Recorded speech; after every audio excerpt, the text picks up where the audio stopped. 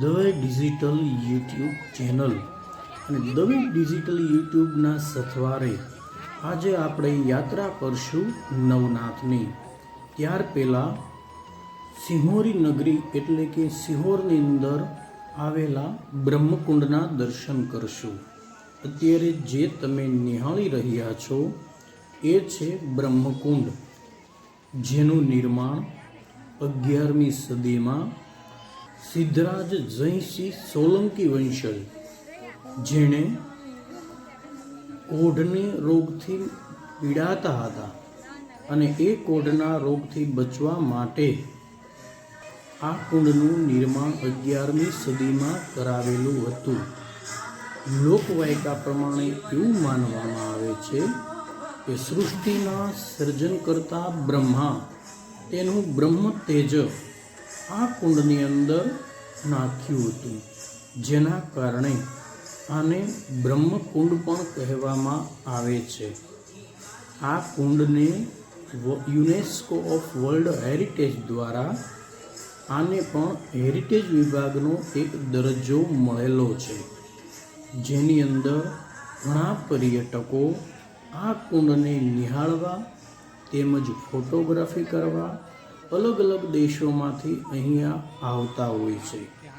ચોમાસાની અંદર આ કુંડની અંદર પાણી ભરાય છે, જેના કારણે લોકવાયકા એવી છે કે આ કુંડનું પાણીનું સ્નાન કરે અથવા તો એને પોતાના શરીરે લગાડે તો ચામડીના બીમારી મટતી હોય છે.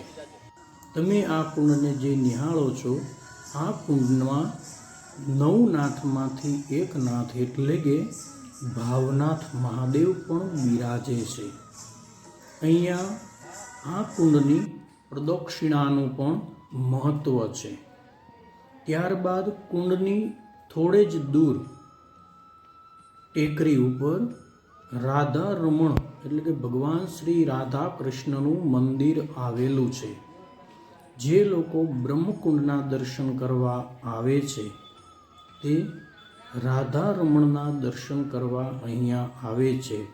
આ મંદિર ઊંચાણવાળા વિભાગમાં હોવાથી અહીંથી સિહોર નગરીના દર્શન થાય છે, તેમજ અલગ અલગ કુદરતી નજારાનો સમન્વય અને ભક્તિ સાથેનો કુદરતી નજારાનો સમન્વય થતો હોય છે.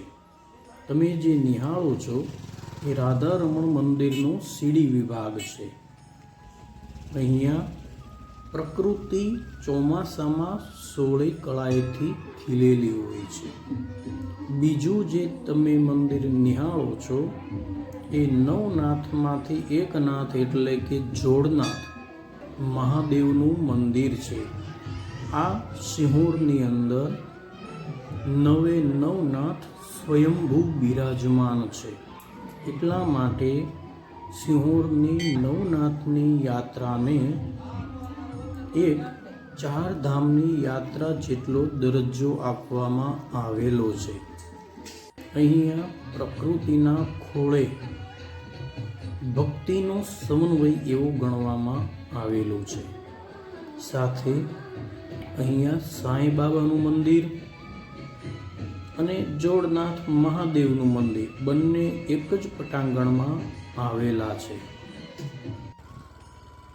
તમે જે નિહાળી રહ્યા છો એ તળેટી વિભાગ છે. તળેટી વિભાગથી આજુબાજુમાં અલગ અલગ પાણીના ઝરણાઓ અને એ જ પાણીના ઝરણાના કિનારે 9 મહાદેવના બેસણા હોય છે. અહીંયા તમે પાણીનું ઝરણું જે નિહાળી રહ્યા છો એ કુદરતી છે કે જે નદીનું પાણી અહીંયા આવે છે અને એ જ પાણીથી મહાદેવનો અભિષેક થાય છે.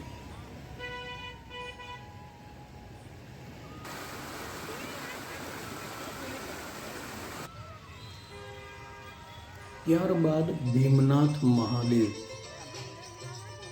જે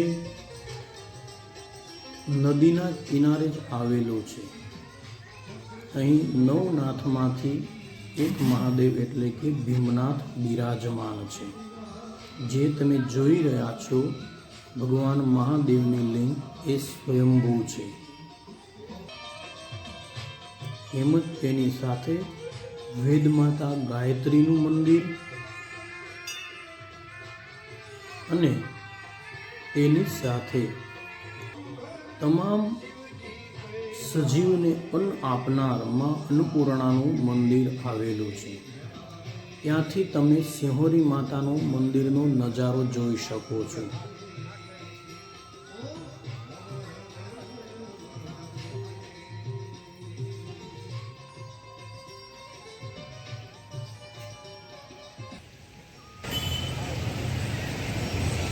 અહીંયા અલગ અલગ પાણીના ઝરણાઓ, જાણે કુદરતે અહીંયા હરિયાળી એટલે કે લીલા કલરની ચૂંદડી પ્રકૃતિને ઓઢાડી હોય, પૃથ્વીને ઓઢાડી હોય એવો અહીંયા અલભ્ય નજારો છે.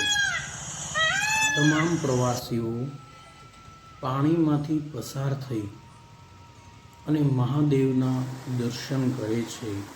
મૃત્યુંજય મહાદેવ ત્રાહિ મામ શરણાગત જન્મ મૃત્યુ જરા વ્યાધિ પીડિતમ કર્મબંધની. તમામ કર્મમાંથી મુક્ત કરનાર એવા કર્મ મુક્તેશ્વર મહાદેવ ભોળિયાનાથની આ અલગ અલગ પ્રકારની 9 જગ્યાઓના બેસણા આ સારસ્વત નગરમાં આવેલા છે.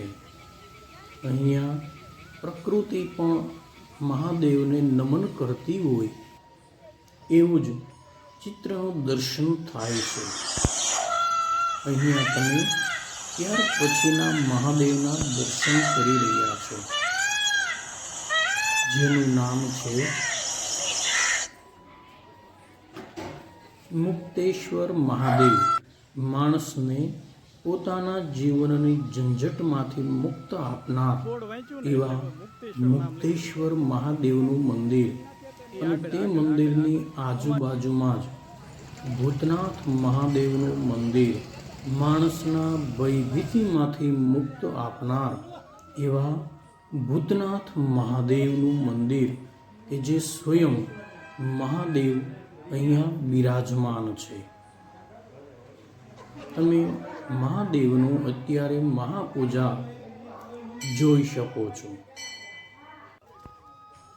ત્યારબાદ ધારનાથ મહાદેવ કે જે ટેકરી ઉપર બિરાજમાન થઈ અને સિંહોર નગરીને આશીર્વાદ આપતા હોય, રક્ષણ કરતા હોય એવું અહીંથી દૃશ્યમાન થતું હોય છે, જે ધારનાથ મહાદેવ તરીકે જાણીતું છે. અહીંથી પણ તમામ પ્રકૃતિના દર્શન થતા હોય છે. હવે આપણી યાત્રાના તમને દર્શન કરાવશું. ચાલો સૌ વ્યુઅર્સને સાથે લઈ અને આપણે આગળ નવનાથની યાત્રા પૂરી કરીએ. આ છે કાશી વિશ્વનાથ મહાદેવ, જ્યાં ભગવાનનો શણગાર થયેલો છે અને અહીંયા ઋષિ મુનિએ કરેલી તપ, એમની ઋષિ મુનિઓની અહીંયા ગુફાઓ પણ આવેલી છે. અહીંથી તમે ડેમનો નજારો જોઈ શકો છો કે જ્યાં પાણીની ખળખળ વહેતી ધારાઓ અને બીજી બાજુ પ્રકૃતિએ પાણીને ફરતી કરેલી લીલી હરિયાળીની બોર્ડર તમને ધ્યાનમાં આવે છે. અહીંયા ગુફાઓ આવેલી છે કે જ્યાં ગૌતમ ઋષિએ તપ કરેલું. અહીંયા મિત્રો અંદર લાઇટ ન હતી, જેના કારણે મોબાઈલની અંદર ક્લિયર શૂટિંગ થઈ શક્યું નથી.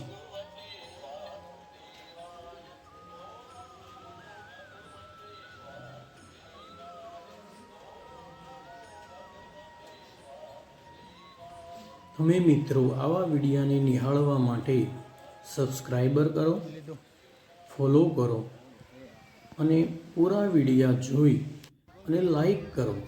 તમે અત્યારે જે આ અલૌકિક સ્થળ નિહાળી રહ્યા છો એ છે ગૌતમેશ્વર મહાદેવ. ગૌતમ ઋષિએ આ જગ્યાએ ભગવાન મહાદેવને પ્રગટ કર્યા અને ત્યાં ગૌતમેશ મહાદેવની સ્થાપના કરેલી.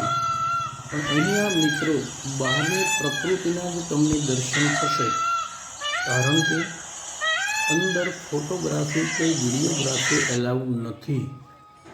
બહારનો નજારો તમે જુઓ તો તમને એવું લાગશે કે ભૂલમાં આવી ગયા છે.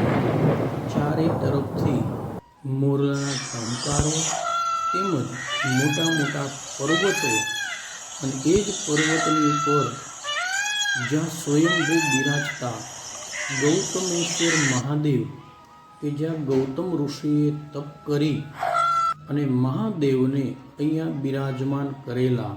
મિત્રો વરસાદના કારણે સરોવરમાં જઈ શક્યા નથી, પણ ફ્લાઇંગ વ્યૂથી તમને બતાવેલું છે.